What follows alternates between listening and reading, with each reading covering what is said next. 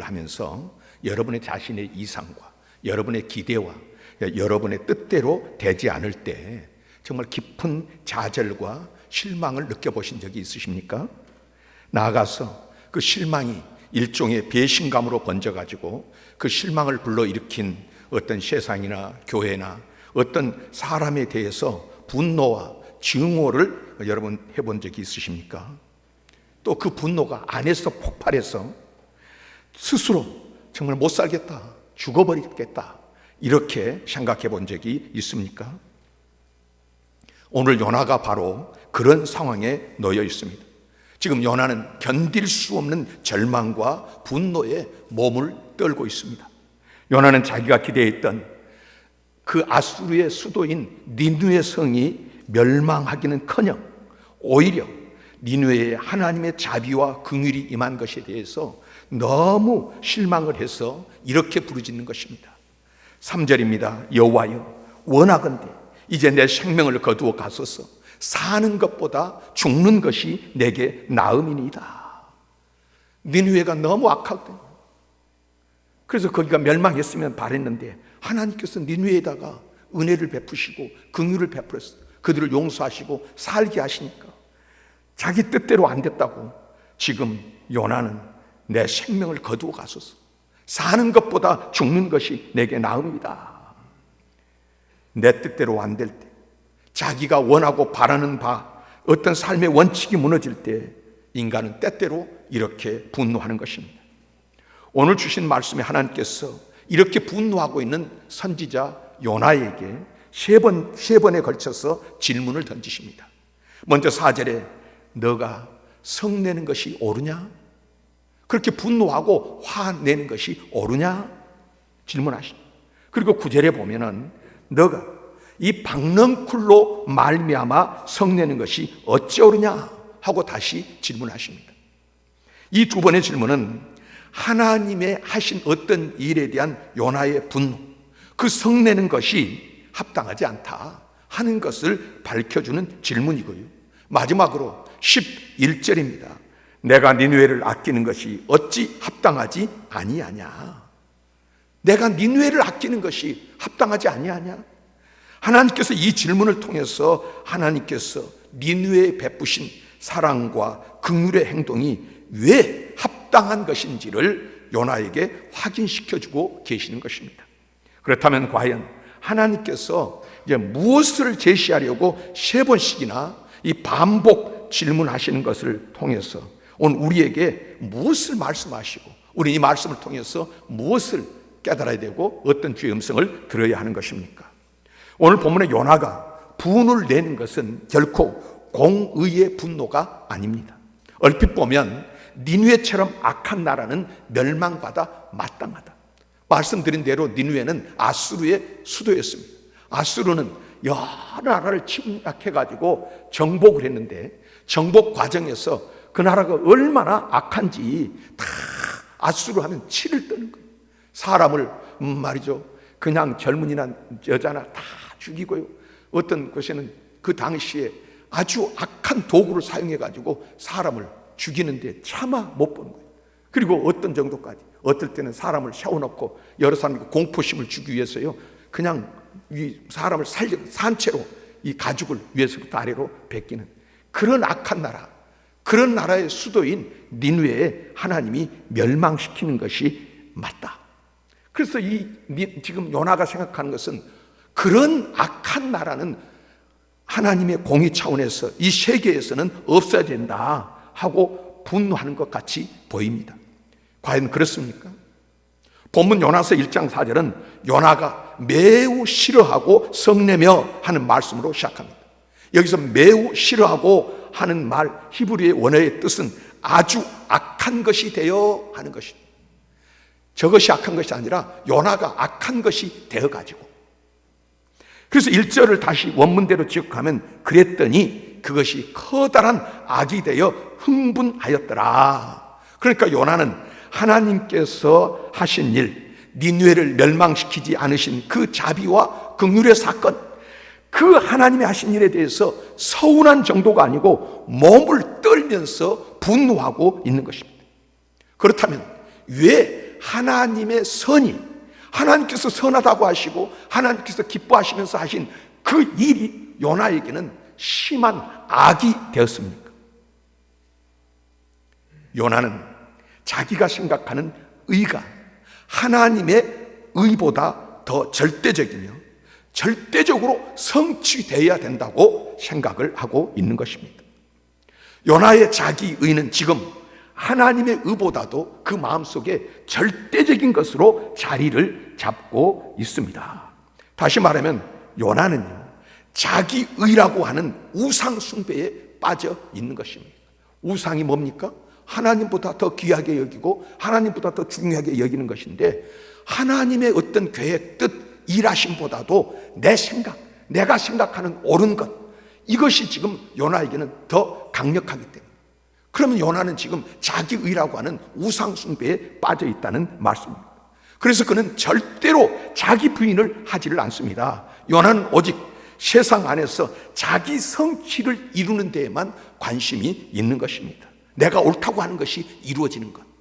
민족주의적 선지자, 선민 사상의 예언자로서 조국 이스라엘의 원수인 니느웨가 망하고 붕괴되어야 한다는 자기의 꿈이 이루어진 것만 기대했지, 그 나라가 회개해가지고 구원받고 그 나라가 다시 세워지는 것은 전혀 염두에 두지를 않았다는 말씀입니다. 어디서 많이 본 그림이 아닙니까? 신학시대의 바리새인들이 그랬습니다. 그들은 전통과 어떤 율법, 그 의가 이루어져야 된다, 율법적 그 강박관념에 사로잡혀가지고 예수님께서 율법을 넘어서서 세리와 죄인들과 창녀들까지도 사랑으로 대하시는 것을 저들은 받아들일 수가 없습니다. 자기들 의에 사로잡혔어.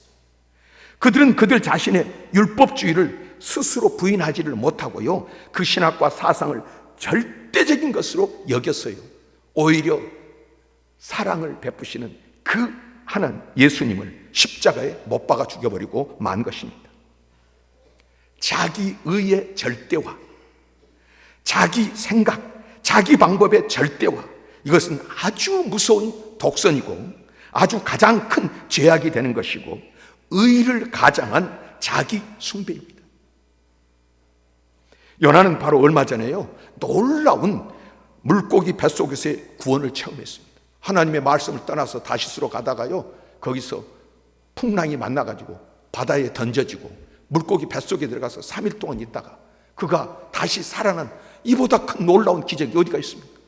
이런 놀라운 체험을 하고 그는 구원을 받고 난 다음에 감격해서 뜨거운 감사의 찬송을, 노래를 부르지 않습니까? 앞에 보면 이제 이 4장 바로 앞부분에 나오지 않습니까? 그랬던 그가 어느덧 복잡한 역사적 환경에 휘달리니까 어떻게 해요? 금방 그 처음 사랑의 열정을 잃어버리고 드디어는 하나님을 원망하고 불평하고 분노하고 저항하는 자신의 옛 기질을 다시 드러내고 있다는 말씀입니다. 깊이 회개했던 자기의 옛 행위를 금방 다시 합리화시키기 시작을 하는 것인데요, 제가 이 말씀을 보면서 그런 생각이 드는 거예요. 이게 가만 보면요, 우리가 예수를 믿습니다. 그리고 예수를 믿고 하나님의 말씀을 따라서 성경에 내 이웃을 내 몸과 같이 사랑하라. 그리고 누구까지도 사랑하라? 원수까지도. 몇 번까지 용서하고요? 70번씩 7번이라도.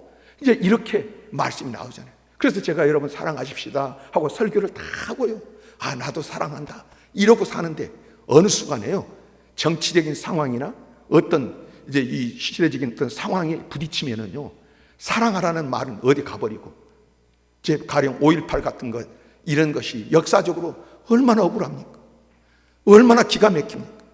그런데 이것을 다 정권 잡았던 사람들이 그냥 뒤집고 다 엎어가지고 엉뚱하게 무슨 교도소 습격한 것도 없는데 그 교도를 습격해서 이렇게 다 뒤집어 씌운 거 아닙니까?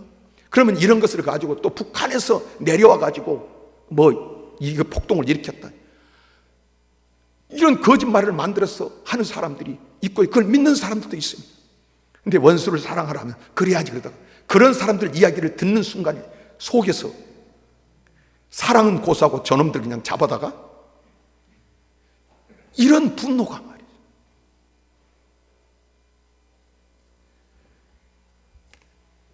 옛 기질이 속에서 나오는 것입니다.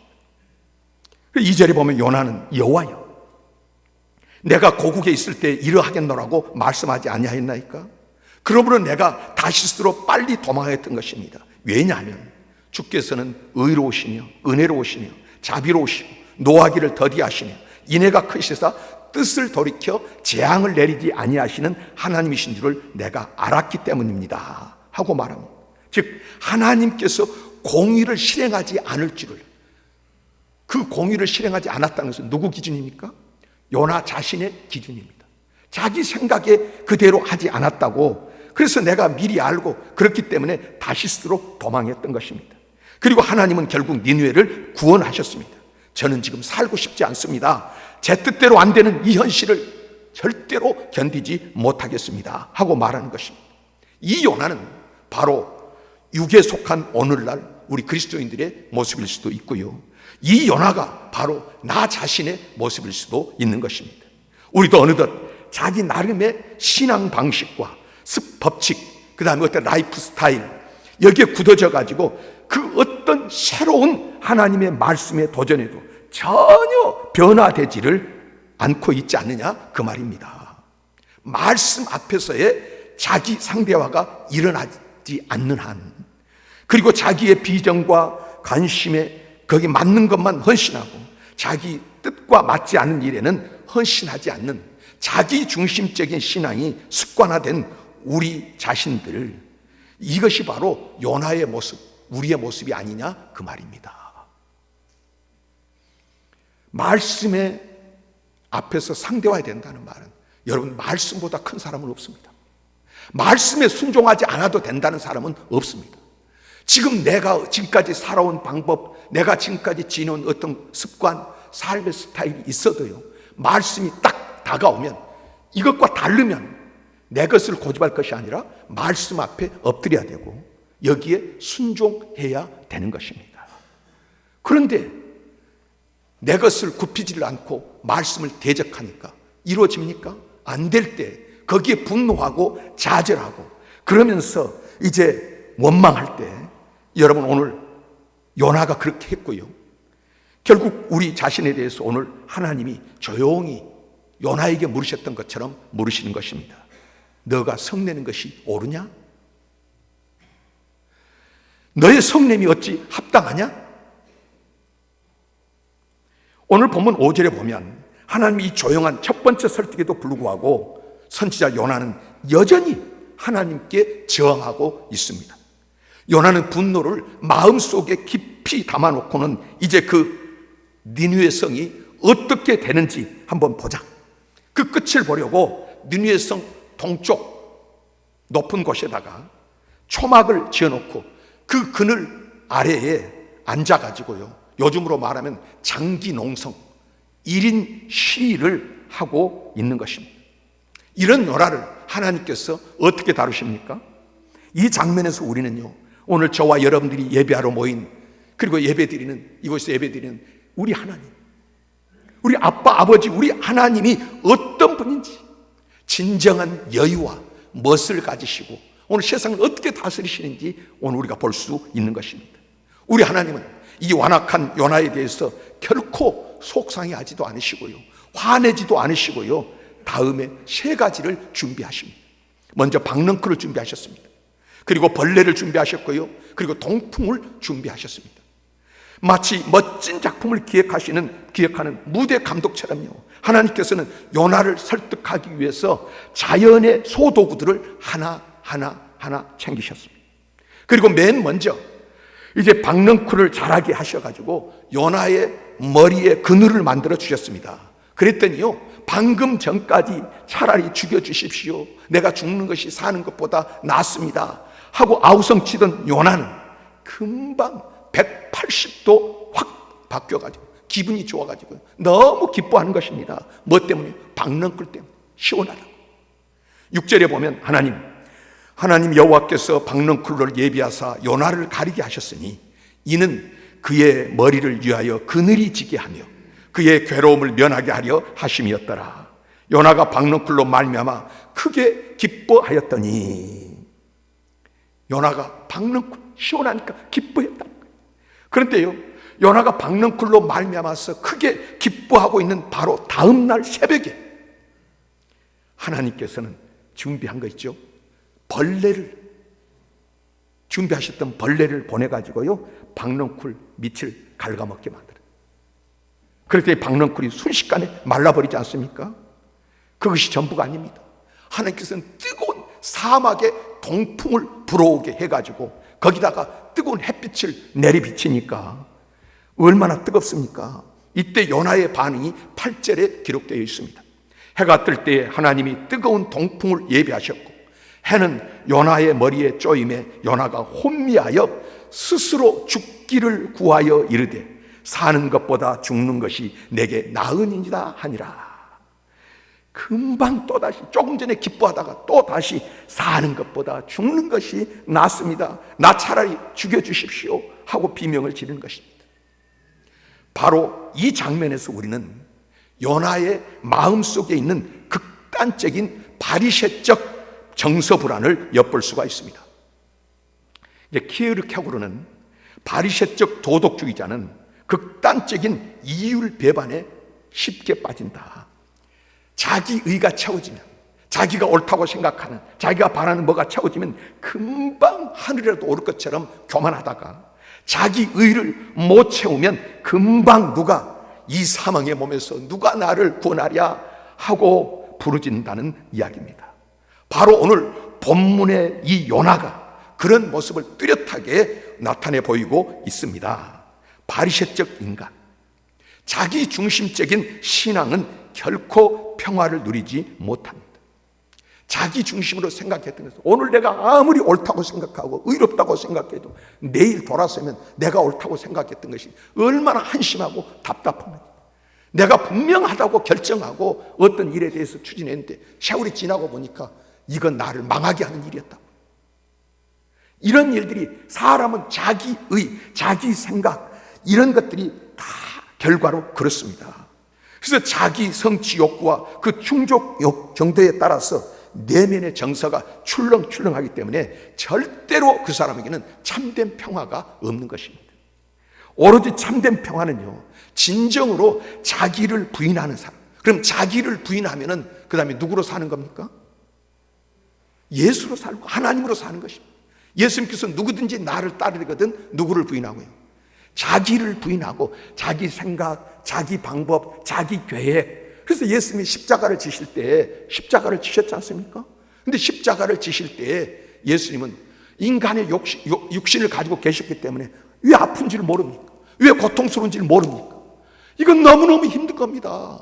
그래서 오직 했으면 이 잔을 할 수만 있거든 내게서 옮겨주십시오. 그러나 내 원대로 마옵시고 아버지의 원대로, 내 육신의 생각대로 말고, 그래서 내 생각을 비워버리는 거예요.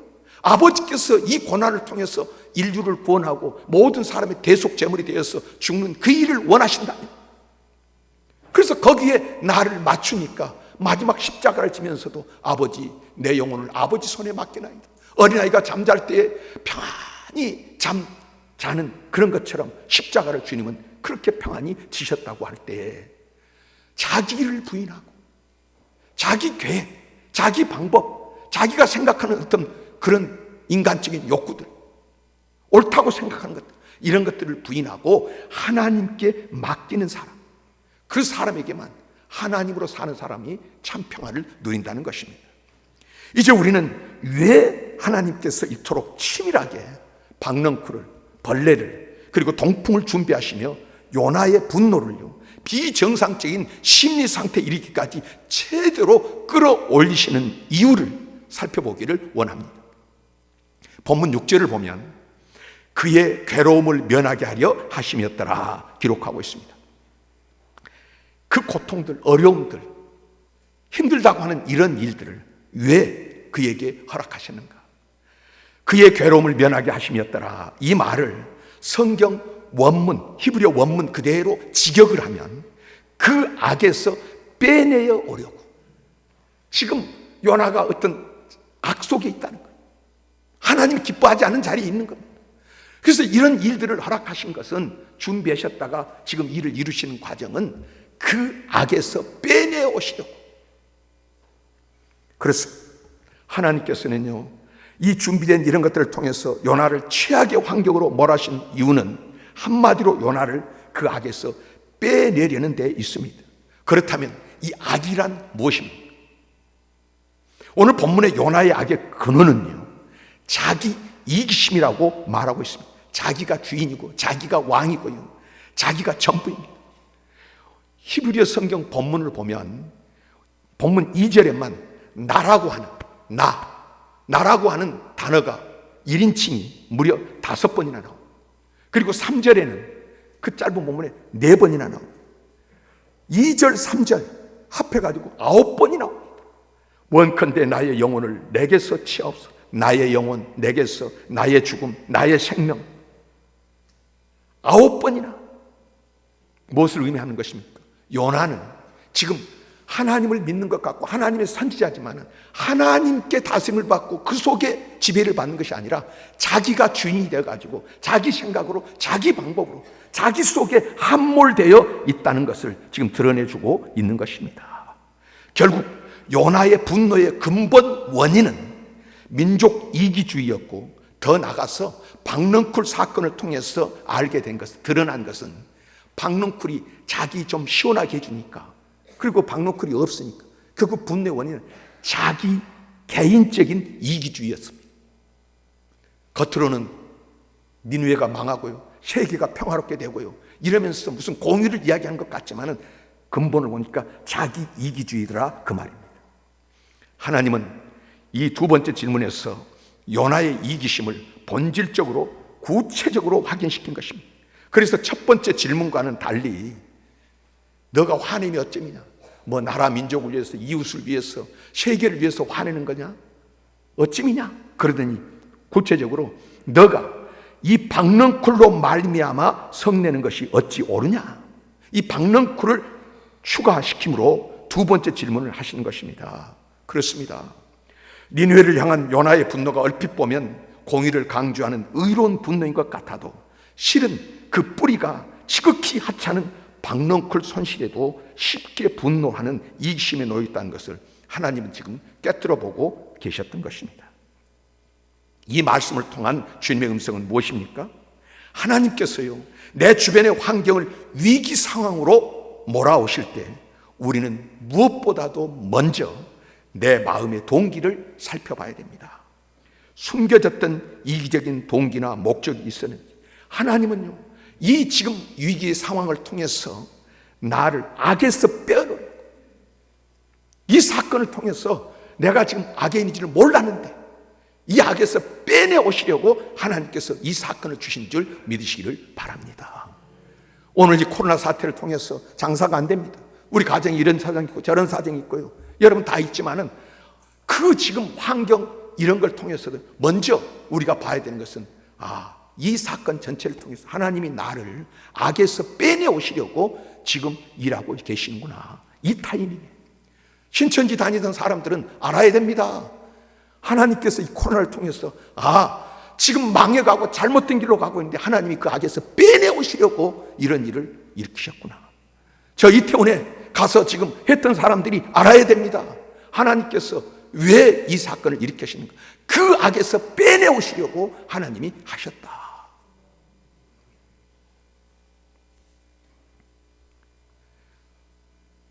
우리 자신들, 지금 그 사람들이 문제가 아니에요. 먼저 우리 자신들이 이기적인, 자기가 왕되고 자기가 주인되어서 살고 자기 중심적으로 살아가는 이곳에서, 이 악에서 우리를 빼내오시려고 오늘 우리 모든 환경을 주께서 사랑하는 자들을 위해서 일하고 계시는 것입니다.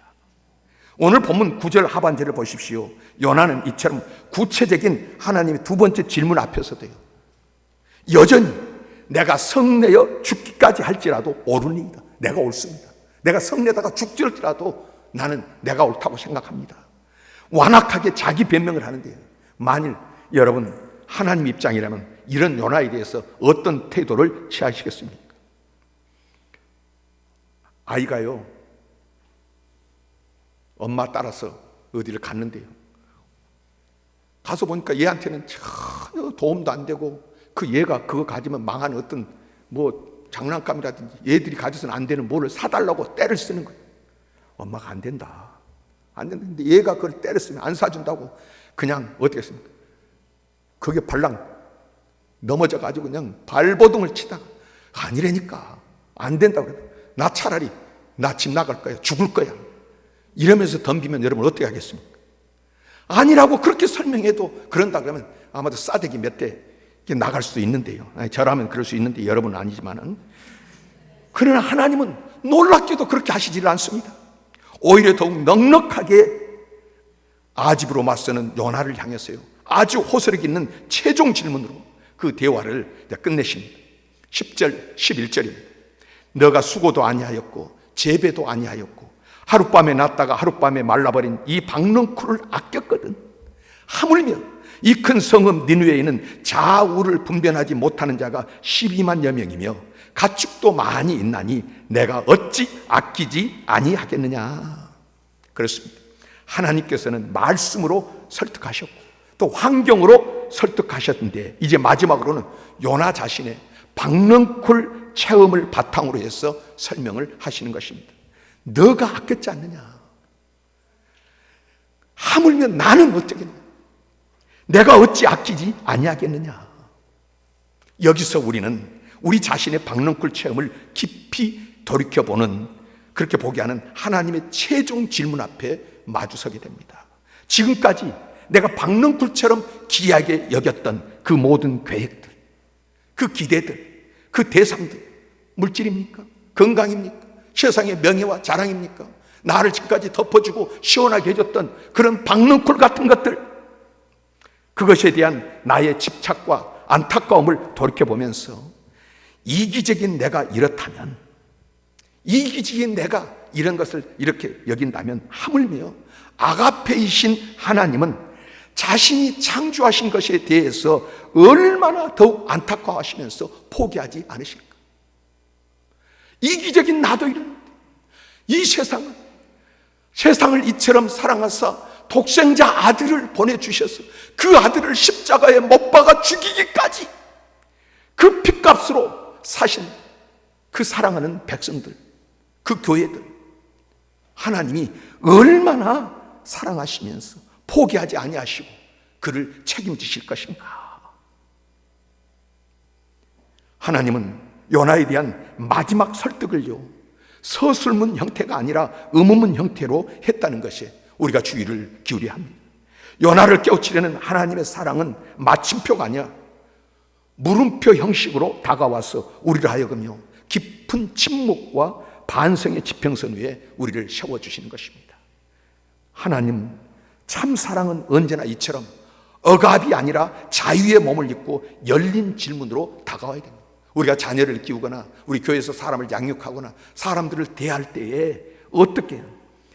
자유로운 인격적 사실과 반성을 일으키도록 참 하나님의 방법으로 나가야 되는데요, 억압으로 다가오는 사랑은 참 사랑이 아닙니다. 참 사랑은 폐쇄된 서술문 닫힌 마침표로 다가오지 아니하고 열린 자유의 물음표로 다가오는 것입니다. 내가 어찌 아끼지 아니하겠느냐. 아껴야 된다. 내가 아끼니 너도 아껴야 되고요, 또 내가 이렇게 하라고 하니 너도 해야 된다. 그렇게 주님은 강압적으로 하지 아니하시고요, 내가 어찌 아끼지 아니하겠느냐.